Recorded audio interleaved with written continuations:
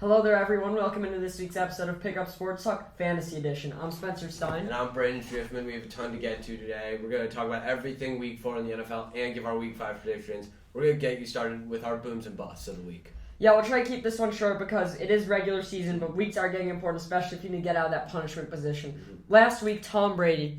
We thought was going to have a pretty good revenge game. It didn't end up happening. They only put up 19 points, and Brady only put up 11 as a player. Do you think this can go forward? Do you think this has anything to do with the return? What do you think about it? I just think that was a high-pressure game. There's a lot going on, and their offense didn't do well. But one thing I do want to note, he didn't play the same way without Gronk. It looked like he felt like he had less options on the field, which is obvious.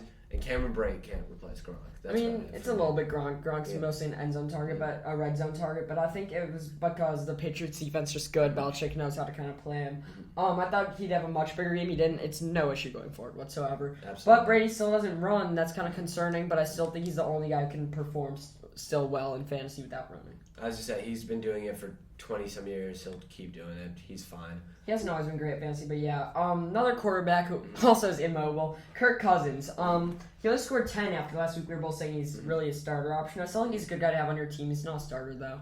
Mm-hmm. Yeah, one thing about Kirk Cousins that's always kind of bothered me is he starts years pretty well for the most part. I think he was averaging 24, 25 over the first couple weeks. And then he had this down week when I think a lot of people started to see him as a starting option. That's frustrating, but I think he'll have good weeks here and there just because of his wide receiver core talent. But I think Dalvin's injury status has a lot to do with it. If they're running the ball a ton, I don't think he's going to have as good production. Yeah, he's around quarterback 15, I'd say. Yeah. They have good weapons, and also they're playing Cleveland. Cleveland's a really good defense. I contribate that mostly to him. One more guy, Derrick Carr. Derrick Carr was in the MVP conversation. Yeah. Neither of us thought he had a shot long term, but he looked good.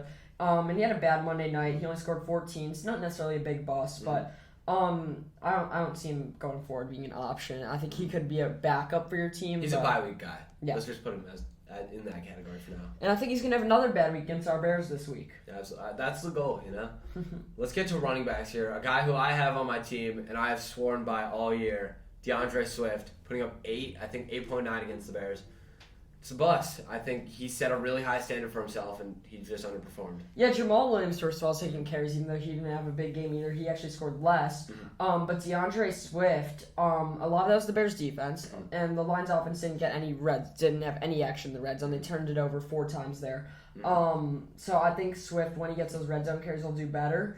I still trust him going forward. My big concern is still injuries. He didn't get hurt, but I'm still more worried about that than his production. Yeah, it's seeming more and more likely that he winds up being questionable every week for the rest of the year. Yeah, and I feel the same way about Chris Carson, honestly. Chris Carson had a bad week last week. He only scored 4. He's very hot and cold, and if it wasn't for the injuries, I'd trust him all day, every day, 100%, because he actually has looked decent on the field. It's just the injuries. He's questionable for Thursday with a neck injury now. Neck injuries are serious. Neck injuries are really serious. A guy I want to get to real quick. This guy might not apply to every team, but if you took guys like Cam Akers or J.K. Dobbins, you probably see this guy on your team, is Myles Gaskin. Put up 0.3 yards, 0.3 points, or 3 yards, 0.3 points. That's an epic fail. I have a friend who has him who thought he got hurt. No, he didn't get hurt. He just got 2 carries. He's actually completely healthy after having an injury plagued first couple of years, or first season. Don't trust him going forward. Keep him on your team for now. He could be dropped in the near future even, but he's unstartable. Yep. Another guy who is now just a staple of this category, Miles Sanders. Another poor showing. The fact that he had only, I think, 8 against Kansas City is alarming. Yep. He's going to be on my hate list every week. We're going to talk about that later on. He's unplayable. Yep. Another guy, Delvin Cook, did not have a great week against Cleveland. This was a very, very low-scoring game. I want to prefix that by saying that. But still, you can't have your second overall pick putting up that few points. I trust him going forward, but not with my life anymore like I used to. He's also injury-prone.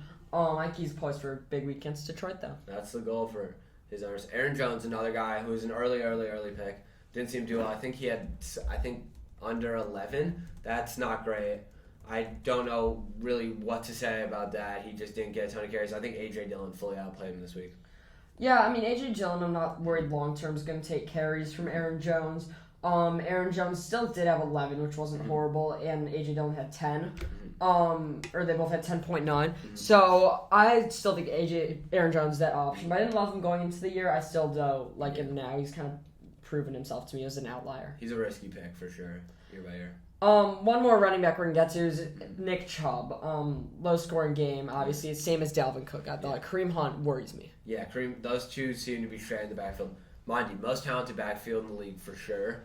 But that's terrifying if you have one or the other in fantasy, especially if you took Nick Chubb in the first round. A lot of people did. That's really not a good thing right now just because of how much production Kareem Hunt seems to be getting. Yeah, definitely.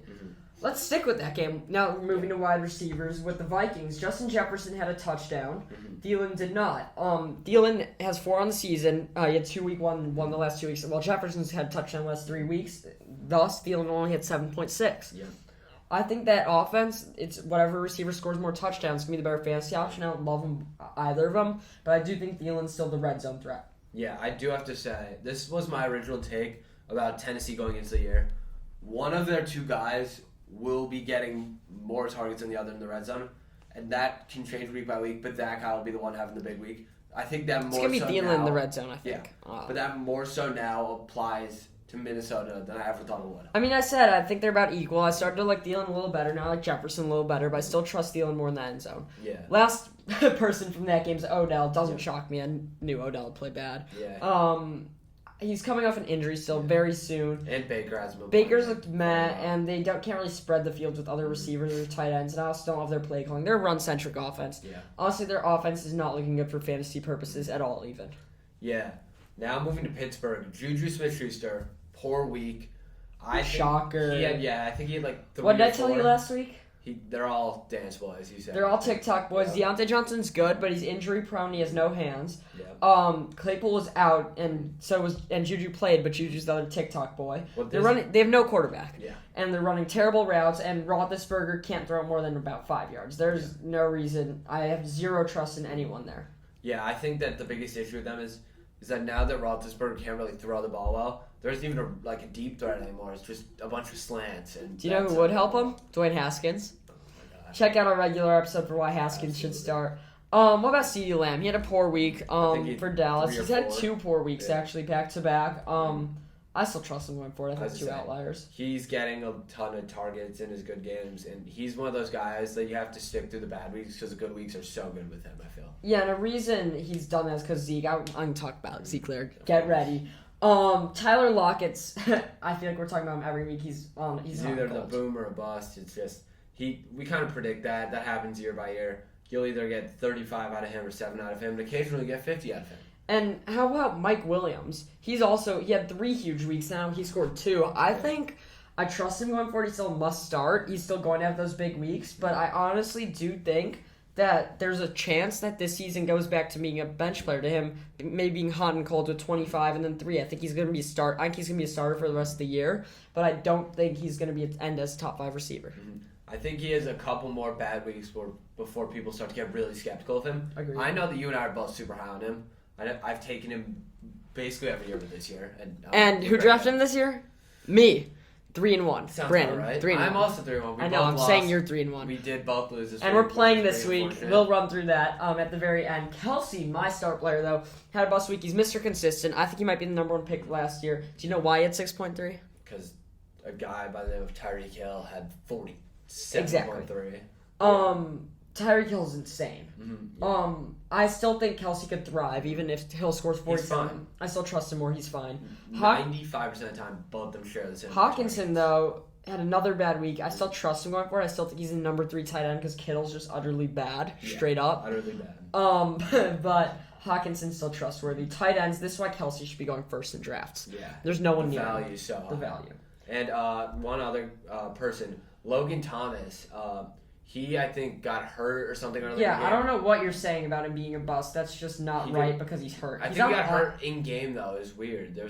He's on IR now. He had no stats. He's ineligible for the next 3 games. He's not a bust. He's something happened there. He's not a bust. He's an injury. Okay. Let's move on to bust. Mm-hmm. Or boom. Sorry. Jalen Hurts. Was it good Jalen Hurts or Kansas City? I think it was a mix. I think we saw above average Jalen Hurts and Kansas City's defense playing as they always have. I agree. And Jalen Hurts still a starting option because he's running.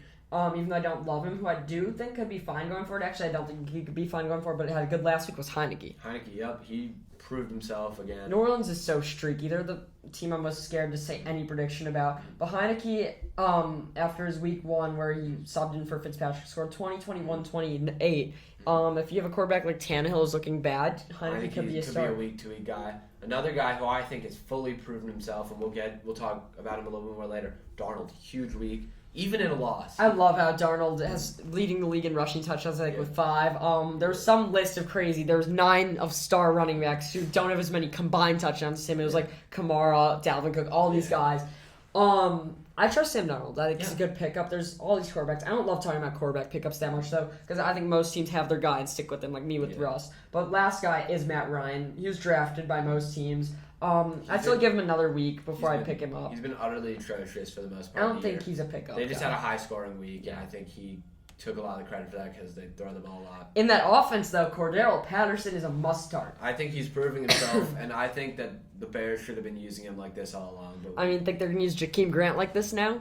Maybe. Cordero Patterson's a must-start. You can put him at the running back position when he's really just as much a wide receiver. Yeah, absolutely. Mike Davis, if you have him, get worried. I'd freak out about that. Another guy who I have so happy about, Saquon Barkley, finally seemed to get his week. And that's super exciting to me just because I took him so high and now I'm seeing that pan out. Yeah, no, I liked the value of him at about 12th pick because I don't necessarily trust him injury-wise. I don't think the injury is the concern anymore, even though he is questionable again. I think it's not like he's going to score 25 every game. He's just a regular running back now with some injury issues. I still put him behind the main guys like Dalvin, but I might put him up there with Kamara because I'm not a big Kamara guy. Now I quickly want to go into on my ride or die, Austin Eckler. Is that ride or die? I took him at 8. He's been he should have gone at 6. He's been the pride and joy of my fantasy team, and I just love the man. He put up 29, 2 touchdowns. He's a pass catcher. He's Mr. Consistent. I had him last year. The injuries just scared me a bit. But he's definitely there. The Chargers' offense is there. I think they might win the division. They're proven. Yeah. Their whole offense. Now let's get to someone who I was playing against for the wide receivers. Terry McLaurin. Huge win. My guy. He's established. I wanted McLaurin so bad. I thought he was better. Going into the season, I ranked him above A.J. Brown just because I think Scary Terry, he had that connection with Heinicke, and on any given week he could go off. He's the number 1 weapon there, and he's just got talent. He's great. Some of the catches he makes shock me. I love McLaurin. I love him. Now someone on my team who put up a similar stat line, DJ Moore. He's a wide receiver 1 in fantasy right now. He's hasn't put up anything less than 15. I think he's averaging 23, 24. Yeah, Robbie Anderson's also looked better. He's gotten better every week, DJ Moore. He fully trustworthy going forward. What more can I say? Absolutely. I'm on the Panthers bandwagon. Been since 2 weeks before the season. Got to stick with it. Yep. Debo, my guy. Yep. Drafted him. Sadly, I traded him. He's also a number 1 guy. He's established. One of his touchdowns was pretty much garbage, and I would be a little wary of Ayuk because long-term I could get a little better, but Deebo Samuel's the number 3 receiver in fantasy. I think he's going to stay up there and for the whole season as long as he doesn't get hurt. Yeah, he's an absolute stud. I want to just tip my hat real quick to a guy we mentioned earlier. We already talked. We don't even need to say anything more. 47 points. I don't even talk about him as a wide receiver. He's just a weapon. He's just a weapon, straight up. He's not the same. We could go on and on debating D-Hop versus Adams. Tyreek Hill's just not like that. Tyreek Hill's going to score 6 or 46. Yep. We've never seen someone like this. He's so fast, and he's just a guy you want on your team all day. Because even in his worst weeks, all you think about is he'll put up 47 in 2-3 weeks. He'll be fine.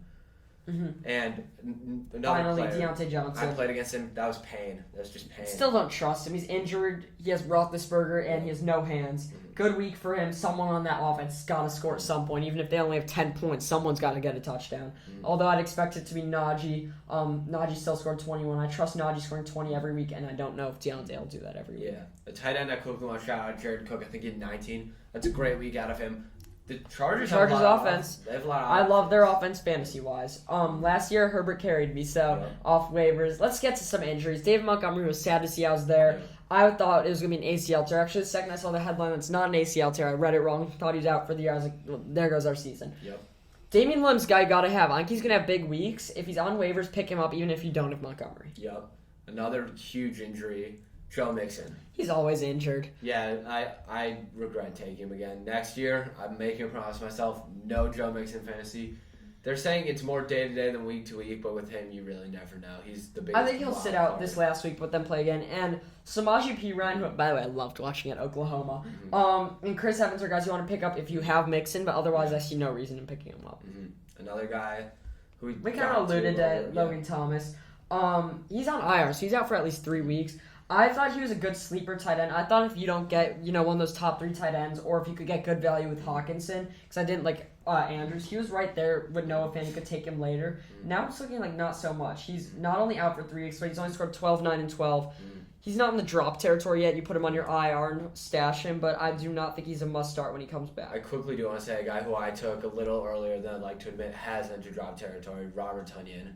He's not entered drop territory. He's put up 2, 4, 12, and 2. So I understand that, but the tight end market is just so... I've Gronk. I don't know. I'll need to think. Gronk is definitely better than Tonyan, but let's talk about the top 12 tight ends. I mean, we have the big 4, even though Kittle's kind of fallen off. Yep. Then Gronk, Noah Fant, Mike Gesicki's looked good. Gesicki's been good. And Andrews, I think you still have to play. That's 8. Yep.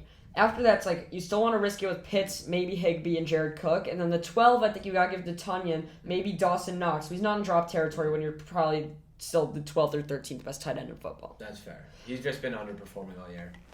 Yeah, so let's move on. We kind of talked about Gronk's injury a bit. To some waiver wire pickups. We talked about Damien Williams. That's a guy you want to pick up even if you don't have Montgomery. So I think the key thing with injuries is a guy like Samaje Perine with Mixon being out maybe 1 week. You have no reason to pick up if you don't have Mixon. While Williams is talented, and the Bears run the ball a ton. So I think he's valuable to pick up even if you don't have Monty. Yeah, I agree. Another guy who I just want to say, you kind of said we won't talk about quarterbacks. I just quickly want to say Darnold's proven himself. If he's on waivers, target him.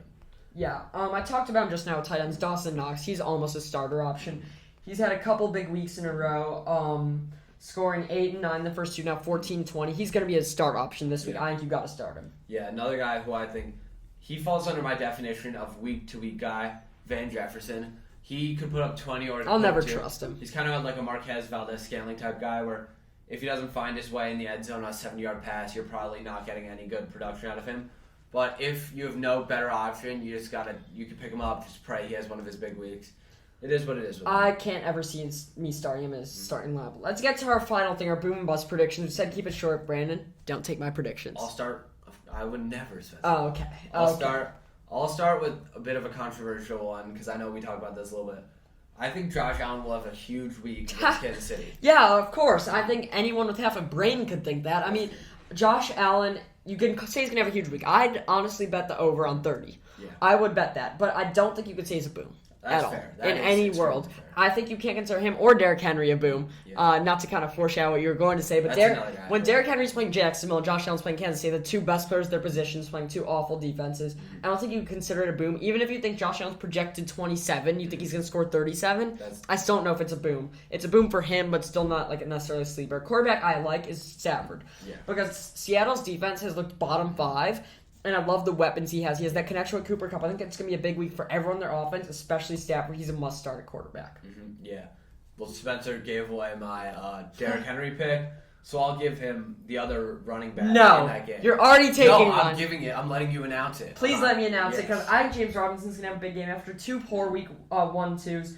His last 2 weeks, he's at 25 and 20. He's not going to outperform Derrick Henry. But Tennessee's defense, I keep saying this is the worst in the league. I think the worst defense in the league goes Tennessee's the worst, then the Chiefs, then Seattle or Jacksonville or one of those awful teams. So that's going to be a slugfest. I think Jacksonville might stay in it. I'm a little worried about the Urban Meyer controversy, so I don't think they're going to win the game, but I think James Robinson's finally getting used correctly.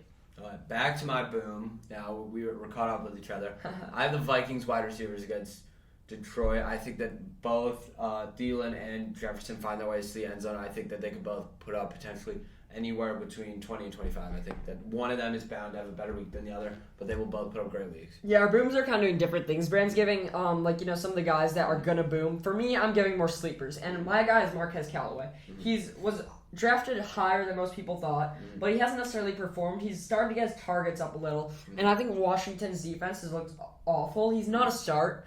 I'm just saying it right now. I think he's going to boom because he's right now. I think he's going to be the number 1 receiver this week, and I think it's going to be a big week for him and Jameis together. Yeah, I think that he could potentially have his big week. Still never going to be a start. Yeah, though. I do want to get to one bust.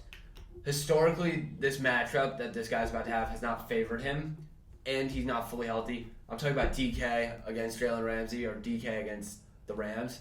That's not going to look good for him. That could potentially be a slaughter fest. He's injury prone. Jalen Ramsey's good, and the Seahawks, and it's a short week. I agree with you. I want to get to one more boom before we move on. Jacoby Myers is another sleeper. I think he's a starter. If he's on your team, because I loved him last year. He's getting those targets. He's got 14. He's got double-digit targets the last 2 games. Scored 18 and 16 respectively, and that Houston defense is horrendous. I think he's going to eclipse 20. He's proven himself. Definitely. Yeah. One guy I want to talk about who everyone's high on because he had, I think, 20, 22, and 25, some variation of that in the past couple games. Najee versus Denver, that's a bust for me. I don't think he has a crazy week. I just don't I think the Steelers offensively just get completely shut down. I think he'll get a good amount of carries, but I don't think he'll live up to that. The Broncos' run defense is great. Even if they get shut down, Najee's going to get more than 10. You think so? I think definitely he's going to have a good week. I'll let you do the Miles Sanders thing. So I'll get to Arizona right now. Chase Edmonds coming off a big week, but James Conner's still getting every single red zone touch, which scares me about Edmonds, even though he's a pass catcher. I don't know why he's projected 16.3. San Francisco's defense is meh, but I don't think he's necessarily going to do as well as he did last week just because the red zone scares me. I quickly just want to say, I think you're wrong. I think you made a good point about the Connor thing, but he hasn't had a touchdown yet, and he's running back 12 in fantasy. Who? Edmonds, I believe. Yeah, that's true, but I think he's not going to get a touchdown again. That's going to start to hurt him and starting it out. I just think he's getting good production, that's all. I'm not disagreeing with you. I'm saying that I'm just giving a counterpoint with that one. I do want to get to a staple of Spencer Knight's. By the way, we promised this the last week. We're going to talk about Miles Sanders. He's projected 11.5. At this point, he's not a bust. At this point, he just owns his name. Just is in this category. He is on the bench. Why not? He's a bench player now. They have no offense. That running game is horrendous, and Miles Sanders specifically is just pure bad. Yeah. He's no longer a bust because we expect him to get 0. Exactly. My expectation for him has gone lower and lower and lower every week, especially after taking him as early as I did last year. I think he's the main reason I lost the league. Okay. Just because if I had a healthy running back team, whatever. If he was healthy, he'd still be bad. I won't complain about that. If he was healthy, he'd still be bad. Mike Williams, I've talked about over and over. I think he's consistent, but after having a bad week last week, I don't necessarily trust him, especially against that Cleveland defense. I think the Chargers win this game, but I think Cleveland's defense is so good that I don't necessarily trust him. He's still a must start, though. Mm-hmm. I just think he's going to go under his projection. Mm-hmm. Fair.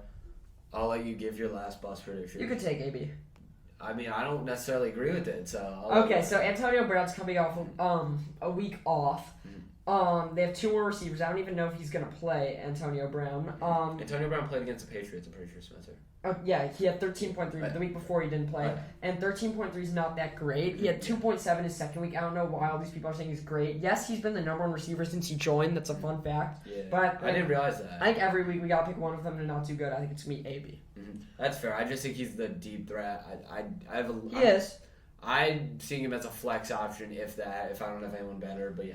Yeah, I agree. I do want to get to something unorthodox. Mm-hmm. We usually in our Boom and Bust don't talk about defense, but I'm going to give my friend Luke a celebration with the Broncos defense here. I think they're going to have a huge week. They're on my fantasy team. They're great run stoppers, and even though Najee's good, Pittsburgh offense is atrocious. Worst in the league. Give me the Broncos defense all day. I think they're going to eclipse 10. That's a defensive boom. My defensive boom, you want to hear it? Oh, so now let's hear it. I'll give let's hear it. On my team, Cowboys against the Giants. Nope. Trayvon Diggs has looked amazing. Nope. Micah Parsons looked amazing. Cowboys defense is good talent-wise. They're good on paper. They're still not great. They're still allowing a lot of points a game. Giants are horrendous. What did you say about Saquon?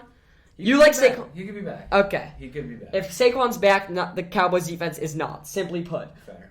Thank you guys for listening. That was a quick one, but please listen to all our advice. We know it's time for you to make or break the season, and tweet us if you have any trades. Our league's kind of starting to get a lot of trades going. Trades are going crazy. I'm trying to make some big deals, so is Brandon. And this week we're playing each other. And real quick before we go, I'll read out our matchup so you guys can decide who's going to win, then we'll lay it out. I got Russ going Thursday night. I don't necessarily love that. He's got Dak. Yep. In that same Dak game, though, I got Zeke, so I'm hoping they go run heavy. That's going to be important. Yep. Brandon has Eckler against Cleveland. Don't love that. But I also hate my Chris Carson Thursday night. I don't love the Seahawks on that Thursday night, but I do like Chris Carson going forward. Mm-hmm. Yeah, so next I have Swift at my RB2 going up, like he said, against Chris Carson. Then for our wide receiver ones, he has Hopkins and I have Ridley. I think Ridley, although the Jets defense is bad, the London factor brings it back down. Hopkins hopefully shows that. I think he's going to finally have that big week after 2 off weeks. Mm-hmm. My wide receiver 2 is Brandon Cooks, arguably, maybe A-Rob. I might actually put Hollywood Brown in over A-Rob. I'm not sure about that. Well, Brandon has DJ Moore, and he's actually starting Darrell Henderson at flex. Yeah. So right now we're very evenly matched. If you think that's all evenly matched, though, I have Kelce and he has Tunyon. I think that's the difference. If Gronk's healthy, I'm starting Gronk. I think up until that, me and Brandon are even, but the fact that I have Kelce puts me over the edge. Give me Team Stein by 12 points this week. I'm taking Team We Innocent, a.k.a. Team Brandon, and you said by 12. I'm going to say Team Brandon by 3. I want my team. Okay, so... Yeah. It's going to be a close one. All in all, let's let Russ cook this Thursday night. Bring home a dub. Thank you all for listening. Please like and subscribe and check out our Twitters. Thank you.